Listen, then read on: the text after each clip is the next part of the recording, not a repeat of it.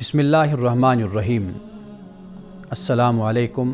Programme Kalam میں آپ تمام دیکھنے والوں کو خوش آمدید۔ آج جمعۃ المبارک ہے۔ آپ جانتے ہیں کہ جمعہ کے روز ہم کسی ایسے پہلو پہ بات کرتے ہیں جسے ہم بحیثیت قوم یا بحیثیت فرد فراموش کر چکے ہیں۔ قرآن مجید کیا کہتا ہے؟ رسول اللہ صلی اللہ علیہ وسلم کی سیرت سے ہمیں کیا رہنمائی ملتی ہے؟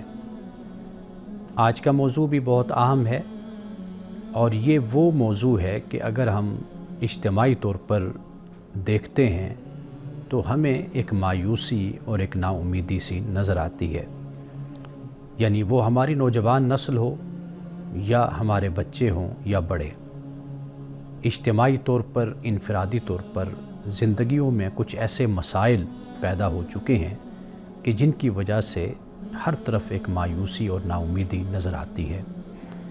سب سے پہلے تو ہم قرآن مجید کی روشنی میں دیکھیں گے کہ اللہ سبحانہ و تعالیٰ کس طرح ہمیں مایوسی سے اور نا امیدی سے نکالتا ہے۔ پھر اس کے بعد رسول اللہ صلی اللہ علیہ وسلم کی سیرت میں ہم دیکھیں گے کہ آپ پہ جب کٹھن وقت آیا اور جب مشکل وقت آیا تو آپ نے کس طرح امید اور حوصلے کے ساتھ مقابلہ کیا، اور اللہ سبحانہ و تعالیٰ سے کس طرح آپ نے امید باندھی اور اللہ سبحانہ و تعالیٰ کے سہارے پر آپ نے قدم اٹھایا۔ اسی طرح رسول اللہ کی سیرت کی روشنی میں پھر عملی اقدامات آج کے حالات میں ہم کیا اٹھا سکتے ہیں اور کس طریقے سے ہم اس مایوسی اور نا امیدی سے نکل سکتے ہیں۔ قرآن مجید ہو، رسول اللہ کی سیرت ہو، یا پھر رسول اللہ کی سیرت اور تربیت سے تیار ہونے والی وہ جماعت ہو جسے جماعت صحابہ کہا جاتا ہے، ان کی زندگیوں میں کس طریقے سے مایوسی اور نا امیدی چھٹ گئی اور وہ امید اور یقین کے ساتھ اپنے سفر کو جاری رکھتے تھے۔ سب سے پہلے قرآن مجید کو ہم پڑھتے اور دیکھتے ہیں کہ قرآن کس طریقے سے ہمیں اس سے نکالتا ہے۔ اللہ سبحانہ و تعالیٰ نے قرآن مجید میں یہ فرمایا، سورۃ الزمر ہے اور آیت نمبر 53 ہے، فرمایا کہ قُلْ يَا عِبَادِيَ الَّذِينَ أَسْرَفُوا عَلَىٰ أَنفُسِهِمْ لَا تَقْنَطُوا مِن رَحْمَتِ اللَّهِ۔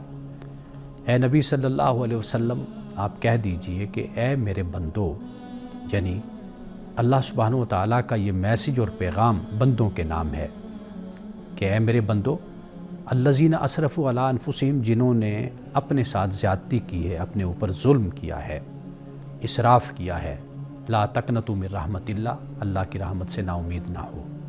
ان اللہ یغفر الذنوب جمیعا، کہ بے شک اللہ تعالیٰ سب گناہوں کو معاف کر دیتا ہے۔ گویا انسانی زندگی میں بہت سی کوتاہیاں ہوتی ہیں اور بہت سے گناہ اور خطائیں ہوتی ہیں۔ اللہ سبحانہ و تعالیٰ کبھی بھی اپنے بندے کو مایوس نہیں کرتا، نا امید نہیں کرتا، اور وہ یہ کہتا ہے کہ تم نے بے شک اپنی زندگی کا اکثر وقت، لمحات اور زمانہ اور عرصہ تم نے اسی طرح گناہ میں اور نافرمانی میں گزار دیا، لیکن جب تم میرے پاس آ گئے تو گویا کہ اب نا امیدی اور مایوسی کی بات نہیں ہے، اس لیے کہ میری رحمت کے، میری بخشش و مغفرت کے دروازے تمہارے لیے ہمیشہ کھلے ہوئے ہیں۔ حضرت یعقوب علیہ السلام نے جب اپنے بیٹوں کو روانہ کیا تھا بنیامین کے ساتھ، تو اس وقت آپ نے یہی فرمایا تھا کہ اِنَّهُ لَا يَيْأَسُ مِن رَّوْحِ اللَّهِ إِلَّا الْقَوْمُ الْكَافِرُونَ۔ آپ نے فرمایا کہ اللہ کی رحمت سے نا امید کوئی نہیں ہوتا مگر کافر نا امید ہوتا ہے۔ تو یہ بڑی بنیادی بات ہے کہ جسے قرآن پاک بیان کر رہا ہے۔ آپ دیکھیے حضرت یعقوب علیہ السلام کے، جنہوں نے حضرت یوسف علیہ السلام کو کھو دیا، بھائیوں نے ایک سازش کے تحت حضرت یوسف علیہ السلام کو کنویں میں پھینک دیا اور اس کے بعد وہ مصر پہنچ گئے، لیکن حضرت یعقوب علیہ السلام نے بنیامین جب 7 بھائیوں کے بھیجا تو اس وقت آپ نے بھائیوں کو اس بات کی تعلیم دی اور کہا کہ اللہ کی رحمت سے کافر لوگوں کے سوا کوئی نا امید نہیں ہوتا۔ تو لہٰذا کبھی بھی خدا کی رحمت سے نا امید نہیں ہونا چاہیے، خدا سے ہمیشہ امید رکھنی چاہیے، اس لیے کہ وہی ذات ہے کہ جو انسان کے لیے راستے پیدا کرنے والی ہے۔ تو قرآن مجید اسی بات کو بیان کرتا ہے، اور سورۃ الانشراح میں یہ فرمایا فإن مع العسر یسرا ان مع العسر یسرا، یعنی تنگی کے ساتھ آسانی ہے، فرمایا تنگی کے ساتھ آسانی ہے۔ یہ بڑی امید کی بات ہے، اس لیے کہ زندگی میں ہمیشہ آسانیاں بھی نہیں رہتی اور زندگی میں ہمیشہ تنگی اور پریشانی بھی نہیں رہتی، یہ دونوں انسانی زندگی کا حصہ ہیں۔ اس لیے کہ اللہ سبحانہ و تعالیٰ نے اس کائنات کو پرفیکشن کے اصول پہ نہیں بنایا۔ آخرت میں پرفیکشن ہے، آخرت میں تکمیل اور اکمال ہے، اور آخرت ہی انسانی زندگی کے لیے وہ آئیڈیل مقام اور جگہ ہے کہ جو انسان اس دنیا میں سوچتا ہے۔ اس لیے فإن مع العسر یسرا ان مع العسر یسرا، تنگی کے ساتھ آسانی ہے، تنگی کے ساتھ آسانی ہے۔ تو زندگی اس ڈھنگ اور طریقے سے گزارو کہ یہ جو چیلنجز اور یہ جو بحران اور یہ جو مشکلات تمہاری زندگی میں پیدا ہوتی ہیں، ان کے بعد اللہ تمہارے لیے آسانیاں پیدا کرتا ہے۔ اس لیے ناکامی کچھ نہیں ہے، ناکامی کا کوئی وجود نہیں ہوتا اس شخص کے لیے کہ جو اس ناکامی کو اپنی طاقت بنا لیتا ہے۔ انسانی زندگی میں حادثات اور واقعات رونما ہوتے رہتے ہیں اور یہ انسانی زندگی کا حصہ ہے۔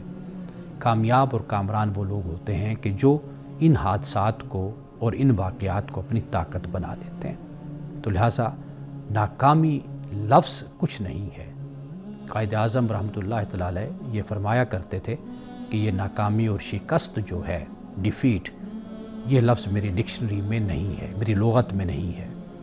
تو لہٰذا جو حوصلہ مند لوگ ہوتے ہیں اور جو محنت کرنے والے اور کوشش کرنے والے لوگ ہوتے ہیں، وہ ناکامی کو بھی اپنے لیے ایک وقفے کا مقام اور وقت سمجھتے ہیں کہ اس مقام پر ہم نے ٹھہرنا ہے، کچھ دیر انتظار کرنا ہے اور تدبر اور تفکر سے پھر ہم نے آگے بڑھنا ہے۔ رسول اللہ صلی اللہ علیہ وسلم کی سیرت کی طرف جب ہم آتے ہیں، رسول اللہ جب حضرت خدیجۃ الکبریٰ رضی اللہ تعالی عنہا کا انتقال ہوا، حضرت ابو طالب کا انتقال ہوا، اس سال کو عام الحزن کہا جاتا ہے۔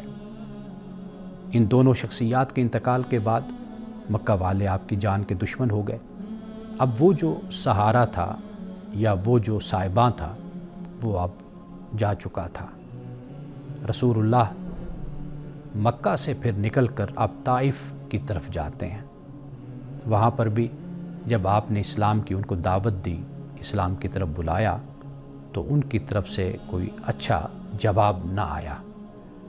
انہوں نے رسول اللہ کو ہر طرح تکلیف دینے کی کوشش کی، یعنی ایک کوشش اس طرح کہ آپ کی دعوت کو رد کر دیا، استہزاء کیا، تمسخر اڑایا، مذاق کیا، دعوت کو رد کر دیا۔ اور دوسرا یہ کہ رسول اللہ صلی اللہ علیہ وسلم کے پیچھے جو شہر کے اوباش اور شریر لڑکے تھے، نوجوان تھے، ان کو پیچھے لگا دیا۔ حضرت زید بن حارثہ رضی اللہ تعالیٰ عنہ آپ کے ساتھ تھے۔ آپ بتاتے ہیں کہ رسول اللہ کو انہوں نے پتھر مارے اور اتنے کہ آپ کا جسم عطر لہولہان ہو گیا۔ روایات میں آتا ہے کہ خدا کی طرف سے فرشتے بھیجے گئے کہ اگر آپ کہیے تو ہم ان کو تباہ کر دیں، تو فرمایا کہ نہیں، اللہ نے مجھے رحمت والا بنا کر بھیجا ہے، میں رحمت للعالمین ہوں۔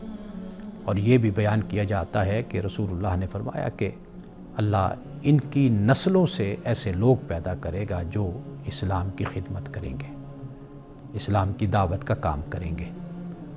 تو رسول اللہ نے اس مشکل وقت میں بھی مایوسی اور نا امیدی نہیں، اور نہ اس قوم کے لیے عذاب خدا سے مانگا، بلکہ آپ نے امید اور حوصلے کے ساتھ یہ فرمایا کہ اللہ ان کی نسلوں سے، آنے والی نسلوں سے اللہ تعالیٰ ایسے لوگوں کو پیدا کرے گا کہ جو اسلام کی خدمت کریں گے۔ صحابہ نے جب بھی رسول اللہ سے عرض کی، یا رسول اللہ یہ اتنا ستاتے ہیں، تنگ کرتے ہیں، آپ ان کو بد دعا دیجیے۔ رسول اللہ نے اپنے ہاتھوں کو اٹھایا، لیکن بد دعا کے الفاظ آپ کی زبان مبارک سے نہیں نکلے۔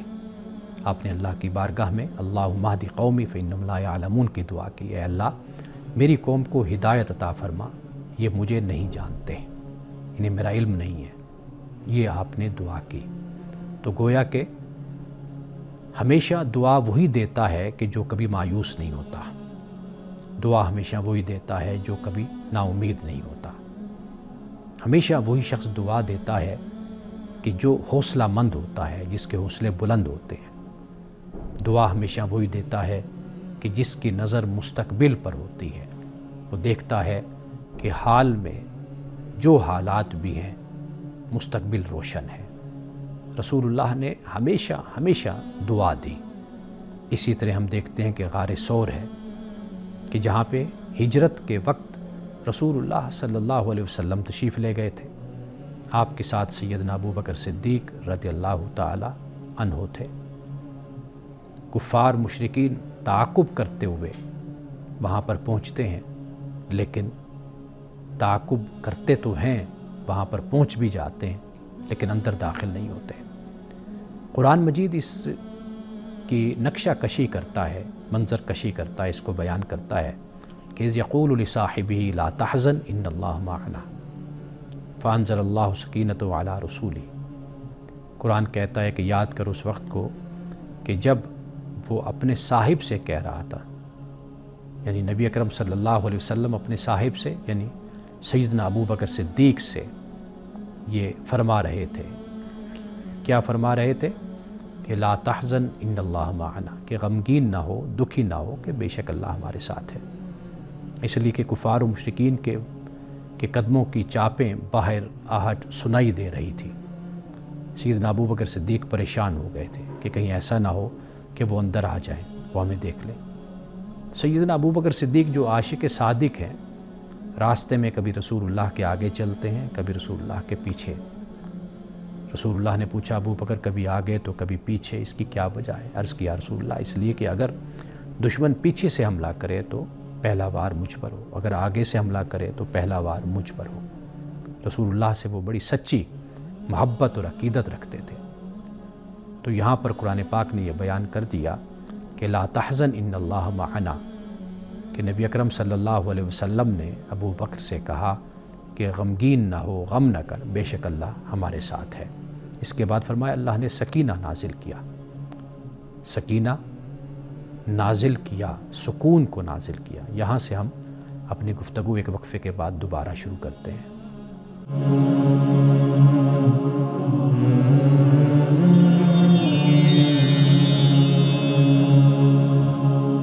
غار ثور میں سیدنا ابو بکر صدیق اور رسول اللہ صلی اللہ علیہ وسلم تشریف فرما ہیں. قرآن مجید نے اس نقشے کو بیان کیا ہے کہ جب ابو بکر پریشان ہوئے تو رسول اللہ نے کہا کہ غم نہ کر، اللہ ہمارے ساتھ ہے. کہنے کو تو یہ صرف الفاظ ہیں ان اللہ معنا، لیکن اس کی حقیقت وہی جانتا ہے کہ جس کی زبان مبارک سے الفاظ نکلے. کہ مشکل سے مشکل ترین اور کٹھن سے کٹھن حالات میں بھی جب یہ یقین ہو کہ خدا ہمارے ساتھ ہے تو پھر دل نہیں گھبراتا، پھر انسان پریشان نہیں ہوتا. فانزل اللہ سکینتہ، تو پھر اللہ نے پھر اپنے سکینہ کو، اپنے سکون کو اللہ نے نازل کیا. یہ خدا کی طرف سے خاص بندوں کو یہ سکون عطا ہوتا ہے. یہ وہ سکون ہے کہ جو مشکل سے مشکل حالات میں بھی مومنین کو اللہ کی طرف سے عطا کیا جاتا ہے اور خاص بندوں کے لیے ہوتا ہے. اب اس کے بعد دیکھیے بدر اور خندق کے واقعات کو سامنے رکھیے. بدر میں مسلمانوں کی تعداد 313 ہے. اسلحے کی کمی ہے، گھوڑوں کی کمی ہے، اونٹوں کی کمی ہے.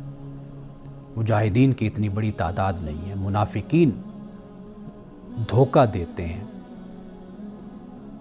مسلمانوں کے ساتھ فریب کرتے ہیں. ایسے حالات میں مسلمان نکلے ہیں کفار کی طاقت سے لڑنے. میدان بدر میں پڑاؤ ڈالتے ہیں، مقابلے میں دوسری طرف سے کفار و مشرکین نکلے ہیں. وہ لاؤ لشکر کے ساتھ بھی ہیں، ان کے پاس مال و زر ہے، کثرت کے ساتھ ہے. وہ اتنے تکبر اور گھمنڈ میں وہ مبتلا تھے کہ وہ اپنے ساتھ رقاصائیں بھی لائے. شراب و کباب کا بھی انہوں نے انتظام کیا کہ مسلمانوں کی کیا حیثیت کہ وہ ہمارا مقابلہ کر سکیں. 313 مسلمان ہیں. آپ دیکھیے کہ رسول اللہ صلی اللہ علیہ وسلم غزوہ بدر کی رات اللہ کی بارگاہ میں گڑ گڑاتے ہیں، روتے ہیں، دعا کرتے ہیں. عرض کرتے ہیں باریلا یہ تھوڑی سی چھوٹی سی جماعت جو میں تیار کر کے آج لایا ہوں، اگر کل میدان بدر میں ان کو شکست ہو گئی تو اے اللہ پھر کل قیامت تک تیرا کوئی نام لینے والا نہیں رہے گا، ہمیں فتح عطا فرما، نصرت عطا فرما۔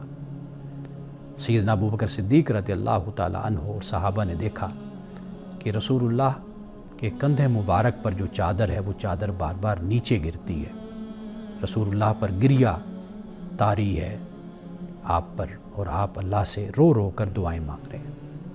سیدنا ابو بکر صدیق رضی اللہ تعالیٰ عنہ سے رسول اللہ کی یہ حالت، یہ کیفیت دیکھی نہ گئی، آگے بڑھے اور پیچھے سے رسول اللہ سے چمٹ گئے، عرض کرنے لگے یا رسول اللہ بس کیجئے، اللہ ہمیں کبھی رسوا نہیں کرے گا، ہمیں کامیابی اور فتح اور نصرت عطا فرمائے گا۔ پھر غزوہ بدر برپا ہوتا ہے، اللہ تعالیٰ مسلمانوں کو کامیابی اور کامرانی عطا کرتا ہے۔ وہ کفار و مشرکین کہ جو گھمنڈ اور تکبر کے ساتھ میدان بدر میں آئے تھے اور کچھ دن پہلے سے ہی وہاں پر ڈیرے لگا چکے تھے، وہاں پر رقص ہو رہا تھا، شراب و سرود کی محفلیں برپا تھیں، کھانا پینا چل رہا تھا، بڑی بڑی دعوتیں ہو رہی تھیں، لیکن میدان بدر میں جب اترے تو ان کو شکست فاش ان کو ہوئی، فاش ایسی شکست ان کو ہوئی کہ پھر وہ اٹھ نہ سکے۔ اس غزوہ میں، اس جنگ میں بڑے بڑے سرداران قریش وہ قتل ہو گئے، ایک بچا ابو لہب، وہ بھی ایک ایسی موذی مرض میں مبتلا ہوا اور راستے میں وہ مر گیا، بالکل صفایا ہو گیا۔ غزوہ بدر میں، غزوہ خندق میں جسے غزوہ احزاب کہا جاتا ہے کہ لشکر لے کر لوگ آ گئے اور انہوں نے کہا کہ اب ہم مسلمانوں کو مدینہ میں ہی شکست دیں گے اور ان کا یہی خاتمہ کر دیں گے، لیکن پھر کیا ہوا؟ اللہ سبحانہ وتعالیٰ نے مسلمانوں کو فتح عطا کی۔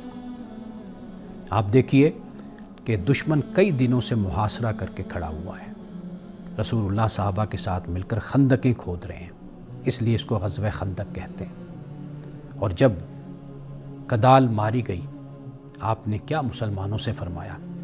آپ نے فرمایا کہ فارس، روم اور یمن کی جو فتوحات ہے میں ان کی تمہیں آج خوشخبری دیتا ہوں کہ اللہ تعالیٰ ہمیں فارس، روم اور یمن کی فتوحات عطا کرے گا، یہاں پر ہماری حکومت، ہمارا اقتدار ہوگا۔ آپ دیکھ لیجئے کہ کئی دنوں سے محاصرہ بھی ہے، غزوہ خندق کھودنے میں رسول اللہ خود شریک ہیں، جہاں صحابہ نے اپنے پیٹ پر ایک پتھر بندھا ہے، وہاں پہ رسول اللہ نے اپنے شکم مبارک پر 2 پتھر باندھے ہوئے۔ پتھر باندھا اس لیے جاتا تھا کہ اس سے پیٹ، شکم آگے لٹک جاتا تھا، اس سے بھوک کا احساس کم ہوتا تھا۔ یہ حالت ہوتی تھی کہ شکم، پیٹ وہ کمر سے لگ جاتا تھا، تو رسول اللہ صلی اللہ علیہ وسلم نے 2 پتھر باندھے۔ تو اس میں بھی ایک امید اور ایک خوشخبری مسلمانوں کو آپ نے دی کہ آج کی اس مشکل صورت میں، حالات میں اللہ سبحانہ وتعالیٰ ہمیں کامیابی اور کامرانی ہمیں عطا کرے گا۔ کوئی لمحہ ایسا نہیں ہے جب سیدہ عائشہ صدیقہ رضی اللہ تعالیٰ عنہا نے عرض کیا رسول اللہ کوئی وقت اور کوئی ایسا زمانہ بھی گزرا جو آپ پر بہت زیادہ سخت تھا؟ فرمایا طائف کا وقت، کہ جب میں وہاں پر مکہ والوں کی بدسلوکی اور ان کی دشمنی اور ان کے ظلم کی وجہ سے میں طائف گیا تھا، اور وہاں پر بھی لوگوں نے میرے ساتھ بدسلوکی کی، میرے ساتھ برا سلوک کیا، لیکن آپ اندازہ کیجئے کہ مایوسی اور نا امیدی کہیں پر بھی نظر نہیں آتی۔ ایک جملہ بھی ایسا نہیں ہے کہ جو اس طرح کا ہو کہ جس میں اللہ سے شکایت کی ہو۔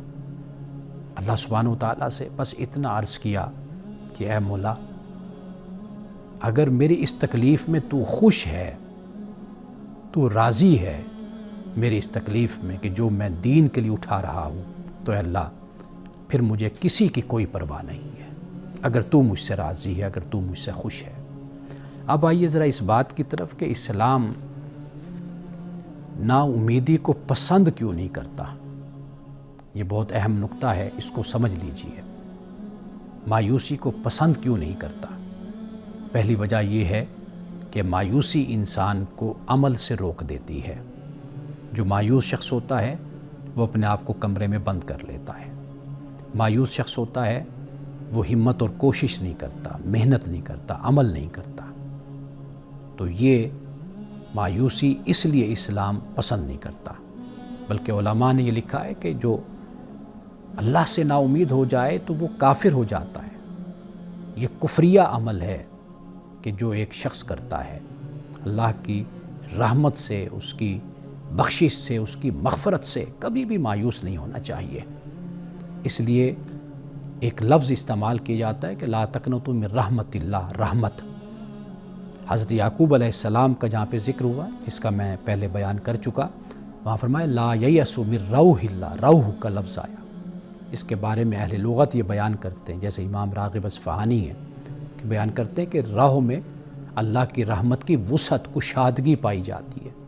رحمت لفظ بھی اچھا ہے، وہ بھی استعمال ہوا ہے قرآن پاک میں، بسم اللہ الرحمن الرحیم ہم پڑھتے ہیں، لیکن خاص طور پر جب روح کا لفظ بولا جائے، را واو حا، تو اس سے کشادگی، اس سے وسعت، مزید اللہ کی رحمت کو کھول کر بیان کر دینا، مزید اس کو واضح کر دیا اس لفظ نے۔ تو لہٰذا اللہ کی رحمت سے نا امید یہ مسلمان کبھی نہیں ہوتا۔ تو اسلام کیوں نہیں پسند نہیں کرتا نا امیدی کو اور مایوسی کو؟ اس لیے پسند نہیں کرتا کہ مایوسی انسان کو عمل سے روک دیتی ہے۔ اسلام انسان سے تقاضا عمل کا کرتا ہے، کوشش کا کرتا ہے، محنت کا کرتا ہے، جد و جہد کا کرتا ہے۔ اسلام تو مذہبی محنت کا ہے، کوشش کا مذہب ہے، اور اسی بات کی ہمیں تعلیم دیتا ہے۔ ایک بات تو یہ ہو گئی۔ دوسری بات یہ کہ مایوسی در حقیقت اللہ کی قدرت اور اللہ کی رحمت کا انکار ہو جاتا ہے۔ جیسے میں نے پہلے آپ سے کہا کہ اللہ کی رحمت اور اللہ کی قدرت کا انکار مایوسی۔ جب خدا ہے تو پھر پریشان کس بات پہ ہونا؟ پریشانی کیوں ہے پھر جب اللہ ہے؟ ان اللہ معنا، بے شک اللہ ہمارے ساتھ ہے۔ اور آخری بات، مایوسی شیطان کا ہتھیار ہے۔ اس نقطے پہ، اس تیسرے نقطے پہ ہم بات کرتے ہیں، لیکن ایک وقفے کے بعد۔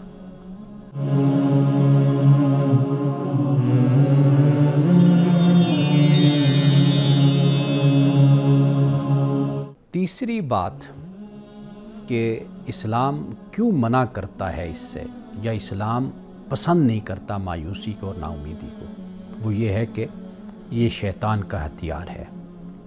قرآن یہ کہتا ہے کہ الشیطان یعدکم الفقر ویأمرکم بالفحشاء، شیطان تمہیں ڈراتا ہے کس سے؟ فقر سے، کہ تم غریب ہو جاؤ گے، اور تمہیں حکم دیتا ہے بخل کا، کنجوسی کا۔ شیطان نیگیٹیوٹی پھیلاتا ہے، منفیت پھیلاتا ہے، مایوسی پھیلاتا ہے، نا امیدی پھیلاتا ہے، اور شیطان انسان کا دشمن ہے، اور اس دشمنی کی بنیاد پر اس کا کام ہی یہی ہے، مایوسی پھیلانا۔ تو لہٰذا یہ تین وجہ ہیں کہ جس کی وجہ سے اسلام اس کو پسند نہیں کرتا۔ اب آئیے، مایوسی کا علاج کیا ہے؟ یعنی امید کیسے پیدا کی جائے؟ قرآن کیا کہتا ہے؟ رسول اللہ صلی اللہ علیہ وسلم کی سیرت ہمیں کیا بتاتی ہے؟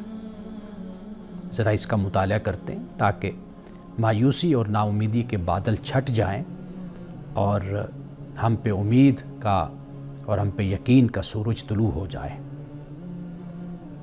پہلی بات جو اسلام کرتا ہے، قرآن اور رسول اللہ کی سیرت سے معلوم ہوتی ہے، وہ یہ ہے کہ اللہ تعالیٰ سے حسن ظن رکھا جائے۔ ایک حدیث کے مطابق یہ ہے کہ اللہ انسان کے ساتھ ویسا ہی معاملہ فرماتا ہے جیسا انسان اللہ سے گمان رکھتا ہے۔ آپ اچھا گمان رکھیں گے، اللہ کی طرف سے آپ کے ساتھ اچھا سلوک ہوگا اور اچھا نتیجہ آپ کو دیا جائے گا۔ تو لہٰذا مایوسی اور نا امیدی نہیں، اللہ سے حسن ظن رکھیے۔ دوسری بات، دعا، استغفار اور توکل۔ رسول اللہ کی سیرت سے یہ معلوم ہوتا ہے کہ جب مشکل بڑھتی تھی تو پھر رکعتیں بڑھ جایا کرتی تھی، نماز بڑھ جاتی تھی، یعنی پھر نوافل، تہجد، اللہ کی بارگاہ میں کوئی مشکل آتی تو مصلی بچھا لیتے تھے، اللہ تعالیٰ سے دعا کرتے تھے، استغفار کرتے تھے۔ آپ نے خود فرمایا کہ میں دن میں 70 مرتبہ استغفار کرتا ہوں۔ 70 مرتبہ سے مراد یہ نہیں ہے کہ گن کر 70 مرتبہ، عربی زبان میں یہ زیادتی پر، کثرت پر یہ دلالت کرتی ہے۔ تو رسول اللہ نے جب فرمایا کہ 70 مرتبہ، تو اس سے مراد یہی ہے کہ میں کثرت سے استغفار کرتا ہوں، اللہ تعالیٰ سے مغفرت طلب کرتا ہوں۔ اور مغفرت بھی یاد رکھیے کہ دو معنی میں، ایک تو یہ ہے کہ کوئی خطا ہو جائے تو اللہ تعالیٰ سے معافی مانگنا، ایک مغفرت کا معنی یہ ہے کہ اللہ کی حفاظت میں اپنے آپ کو دینا، اللہ سے حفاظت طلب کرنا۔ توکل، رسول اللہ صلی اللہ علیہ وسلم دنیاوی لحاظ سے مادی اسباب میں ہمیشہ پورا بندوبست کرتے تھے، اسے ویل پلانر کہا جاتا ہے، بہترین آپ منتظم تھے، منتظم اعلیٰ تھے، اعلیٰ منتظم تھے، لیکن توکل خدا کی ذات پر تھا۔ مادی اسباب کا بھی پورا اہتمام، انتظام، جو بھی ہمت اور طاقت اور استطاعت ہے اس کے مطابق، لیکن توکل خدا کی ذات پر۔ اور پھر صبر اور استقامت، وما صبرک، قرآن پاک نے اس کو بیان کیا ہے، وصبر وما صبرک الا باللہ، کہ صبر کر، تیرا صبر صرف اللہ کے ساتھ ہے، یعنی اللہ کی معیت، اللہ کی رفاقت تجھے نصیب ہوگی اگر تم صبر کرو گے۔ اور پھر رسول اللہ صلی اللہ علیہ وسلم نے مثبت عمل، ناظرین کرام یہ نکتہ بہت اہم ہے، اس لیے کہ ہم کچھ وقت تو محنت کرتے ہیں، کوشش کرتے ہیں، پھر اس کے بعد پھر سماج کا شکوہ کرنا شروع کر دیتے ہیں، پھر ملک سے، وطن سے، سب سے پھر ہمارے شکوے شکایتیں شروع ہو جاتی ہیں۔ مثبت عمل، پازیٹیو، یہ چیز جاری رکھیے۔ انبیاء علیہ السلام کی زندگی میں بڑی مشکلات آئیں، بہت مشکلات آئیں۔ حضرت یوسف علیہ السلام کی مشکلات کو آپ دیکھ لیجئے، قرآن پاک نے ان کو محسن کہا۔ محسن ہوتا وہی ہے کہ جو بڑی سی بڑی تکالیف بھی آ جائیں تو وہ منفی نہیں ہوتا، اپنے سماج، اپنے معاشرے کو نقصان نہیں پہنچاتا، نیگیٹیوٹی کے ساتھ چلنا شروع نہیں کر دیتا، بلکہ وہ ہمیشہ مثبت سوچ رکھتا ہے، تعمیری کاموں میں شریک ہوتا ہے اور ایسی سرگرمیوں میں شریک ہوتا ہے کہ جس سے افراد کو، معاشرے کو فائدہ ہوتا ہے۔ اور وہ یہ کیوں کرتا ہے؟ وہ صرف اللہ کی رضا کی خاطر کرتا ہے۔ یہ مثبت عمل ہے کہ جو ہمیں یاد رکھنا چاہیے۔ اب آئیے اس کے بعد کہ ہمارے یہاں مایوسی کیوں بڑھ رہی ہے، اس کے اسباب کیا ہیں، ذرا اس پر بھی دیکھ لیتے ہیں۔ اور جو میں نے بیان کیا، ان اسباب کو پھر آپ اس طریقے سے حل بھی کر سکتے ہیں۔ پہلا ایک سبب یہ ہے کہ ہمارے نوجوانوں پر معاشی دباؤ بھی ہے، بے روزگاری بھی ہے۔ معاشی دباؤ یہ ہوتا ہے کہ ہمارے گھروں میں ایک کمانے والا ہوتا ہے، باقی سب کھانے والے ہیں۔ آپ دیکھ لیجئے، ایک باپ ہے، جوان اولاد ہے، لیکن وہ احساس نہیں کرتی۔ اکثر طور پر ایسی صورتحال ہوتی ہے کہ باپ محنت کر رہا ہے اور اولاد ہے تو ان کے کانوں پہ جوں تک نہیں رینگتی کہ وہ کچھ اپنے اندر احساس پیدا کر کے آگے بڑھیں۔ تو واضح بات ہے کہ پھر اس سے معاشی دباؤ بڑھتا ہے۔ جب کچھ اور ہاتھ ساتھ مل جائیں تو پھر روزگار اور پھر روزی آنا شروع، رزق آنا شروع ہو جاتا ہے گھر میں۔ تو یہ ایک معاشی دباؤ ہے کہ جو نوجوانوں پر بھی ہے، بڑوں پر بھی ہے، باپ پر بھی ہے، ماں پر بھی ہے۔ وجہ کیا ہے؟ وجہ یہی ہے کہ بے حسی ہمارے گھروں میں بہت زیادہ ہے۔ باپ کا احساس نہیں کیا جاتا، ماں کا نہیں کیا جاتا، بس ان کو غلام اور ان کے ساتھ لونڈیوں والا سلوک کیا جاتا ہے۔ تو یہ وجہ بھی ہے۔ سیاسی غیر یقینی بھی، کہ جب تک ایک پولیٹیکل سٹیبلٹی جس کو کہا جاتا ہے، جب تک وہ کسی ریاست میں، ملک میں، وطن میں نہیں ہوتی، وہاں پر پھر یہی بے چینی اور یہ اضطراب جو ہے یہ ہمیشہ رہتا ہے۔ اور سب سے اہم وجہ میں آج آپ کو بتا رہا ہوں، وہ ہے کہ سوشل میڈیا میں مقابلہ اور پھر اس سے ناکامی کا احساس، اور یہ سب کچھ ایسا ہے کہ جس کا کوئی وجود نہیں ہے۔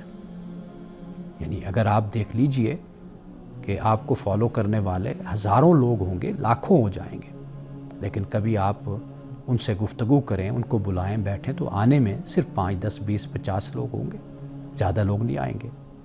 تو گویا کہ یہ سب کچھ ہوا کی باتیں، خلا کی باتیں، ان کا کوئی زمین پر اس کا وجود نہیں ہے۔ لیکن آپ دیکھیے کہ ہم دوسرے کی جو فالوئنگ ہے یا اس کو جو لائکس مل رہی ہیں، اس کو دیکھ دیکھ کر ہم ٹینشن میں آ جاتے ہیں، پریشان ہو جاتے ہیں کہ مجھے اتنی لائکس کیوں نہیں مل رہی جتنے اس کو مل رہی، میرے اتنے فالوورز کیوں نہیں ہیں جتنے اس کے فالوورز ہیں۔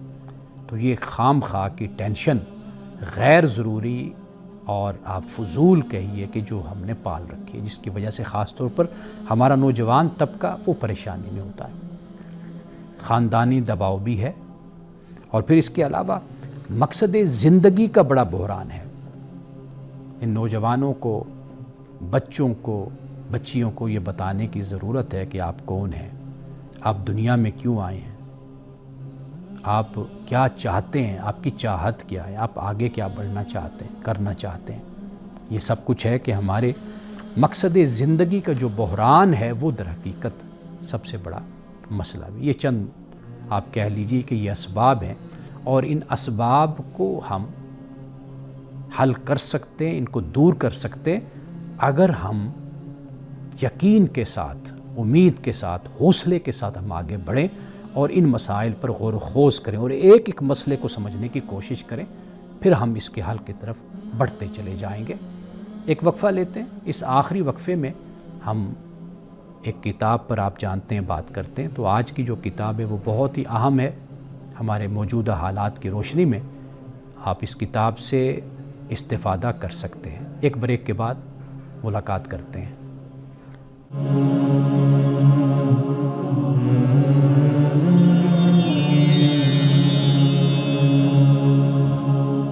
وقفے کے بعد آپ کی خدمت میں حاضر ہیں۔ یہ کتاب ہے میرے ہاتھ میں، اگرچہ یہ مختصر سی کتاب ہے، چھوٹی سی۔ اس کتاب کا نام ہے ریاستیں ایسے چلائی جاتی ہیں، ریاستیں ایسے چلائی جاتی ہیں۔ اس کتاب کے مصنف ہیں شارق رسول۔ اس سے پہلے اسی نوجوان نے ایک کتاب کا ترجمہ کیا، اور غالباً ارنیسٹ اس صاحب کا نام ہے، UK کے، انگلینڈ کے ہیں، ایک اسکالر تھے۔ ان کا نام اگر میرے ذہن میں آ جائے تو میں آپ کو ابھی اسی دوران بتا دیتا ہوں۔ ان کی یہ کتاب تھی ایک کہ ہاؤ اسٹیٹس آر گورنڈ، ریاستیں کیسے چلائی جاتی ہیں۔ تو انہوں نے اس کتاب کا ترجمہ کیا۔ اس کے بعد جو اس کتاب میں تھا وہ واضح بات ہے کہ وہ خود رائٹر نے جو لکھا وہ اس کا ذمہ دار تھا، تو صرف شارق نے اس کا ترجمہ کر دیا۔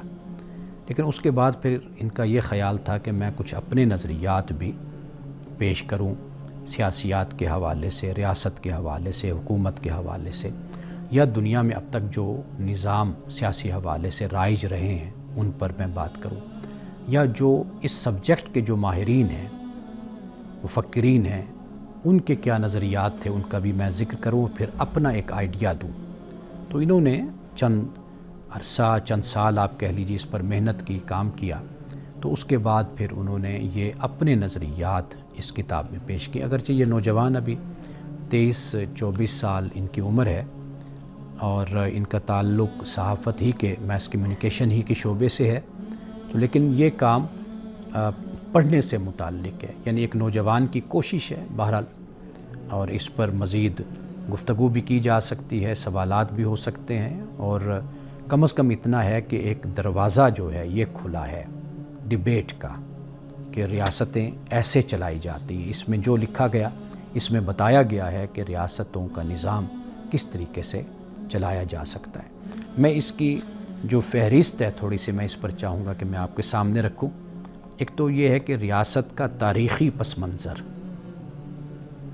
یہ اس میں جان لاک ہیں، تھامس ہوبز ہیں، اور اس طرح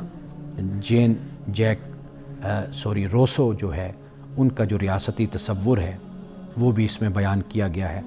اور پھر جنوبی ایشیا، یعنی جن میں ہم بھی شامل ہیں، ان ریاستوں کا المیہ کیا ہے، مسئلہ کیا ہے، اس پر بھی ایک باب ہے۔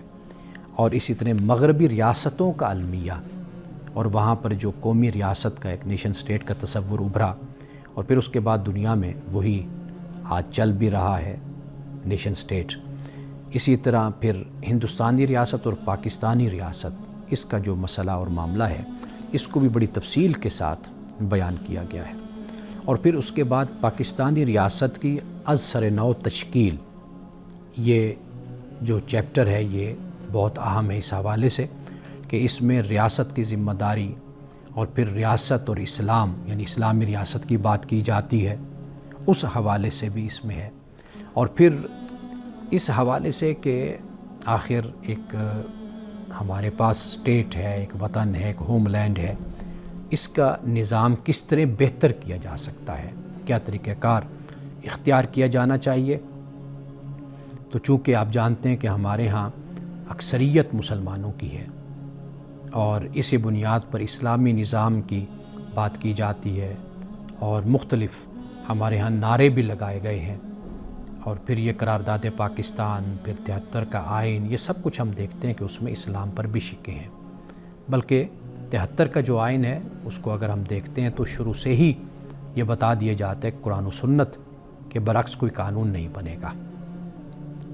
تو یہاں پر اس نوجوان نے ریاست کی جو ذمہ داری ہے اس کو بھی بیان کیا ہے، اور پھر ریاست اسلامی ہوتی ہے یا غیر اسلامی ہے تو وہ بھی، اور پھر اس کے ساتھ جو معاشی نظام ہے، یہ ریڑھ کی ہڈی کی اس کی حیثیت ہوتی ہے کہ کسی بھی ملک کو، کسی بھی ریاست کو، کسی بھی ایک ادارے کو چلانا ہوتا ہے تو وہاں پر جو معاش ہے اس کا بہت اہم کردار ہوتا ہے۔ تو یہاں پر معاشی نظام پر بھی پھر بات کی گئی ہے، اور نمائندگی کی حدود کیا ہوتی ہیں، یعنی یہ بھی کہ یہ نہیں ہے کہ کوئی عقل کل ہے یا سارے اختیار اس کے پاس چلے جاتے ہیں کہ چونکہ وہ نمائندہ ہے تو اس کی لیمیٹیشنز اور اس کی حدود کیا مقرر کی جا سکتی ہے، اور پھر اس ریاست میں یعنی پاکستان کے اس نظام کو بہتر کرنے میں تعلیم اور صحت، یہ نظام کیسا ہونا چاہیے۔